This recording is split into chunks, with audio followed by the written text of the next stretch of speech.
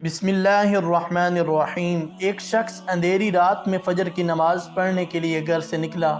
اندھیرے کی وجہ سے اسے ٹھوکر لگ گئی اور وہ منہ کے بل کیچڑ میں گر گیا۔ کیچڑ سے اٹھ کر وہ گھر واپس آیا اور لباس تبدیل کر کے دوبارہ مسجد کی طرف چل دیا۔ ابھی چند قدم ہی چلا تھا کہ دوبارہ اسے ٹھوکر لگی اور وہ دوبارہ کیچڑ میں گر گیا۔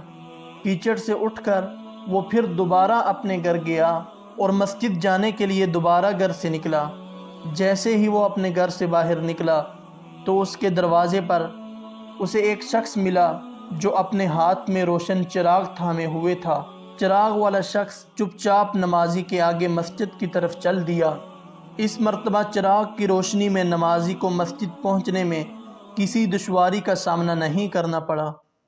وہ خیریت سے مسجد پہنچ گیا۔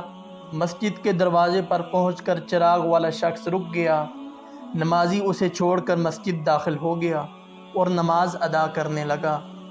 نماز سے فارغ ہو کر وہ مسجد کے باہر آیا تو وہ چراغ والا شخص اس کا انتظار کر رہا تھا تاکہ اس نمازی کو چراغ کی روشنی میں گھر چھوڑ آئے۔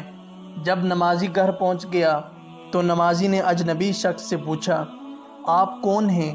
اجنبی بولا، سچ بتاؤں تو میں ابلیس ہوں۔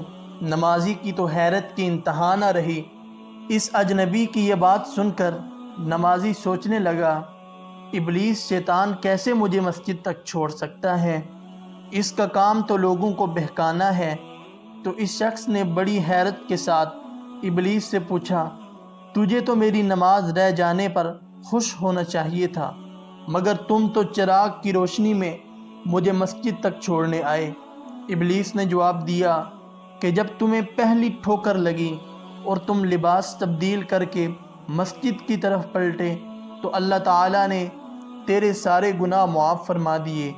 جب تمہیں دوسری ٹھوکر لگی تو اللہ تعالیٰ نے تمہارے پورے خاندان کو بخش دیا، جس پر مجھے فکر ہونے لگی کہ اگر اب تمہیں ٹھوکر لگی تو اللہ تعالیٰ کہیں تمہارے اس عمل کی بدولت تمہارے سارے گناہوں کی مغفرت نہ فرما دے۔ اس لیے میں چراغ لے کر آیا ہوں کہ تم بغیر گرے مسجد تک پہنچ جاؤ۔ اس شخص نے جیسے ہی یہ بات سنی، اس نے اللہ تعالیٰ کی بارگاہ میں اپنا سر جھکا کر اللہ کا شکر ادا کیا۔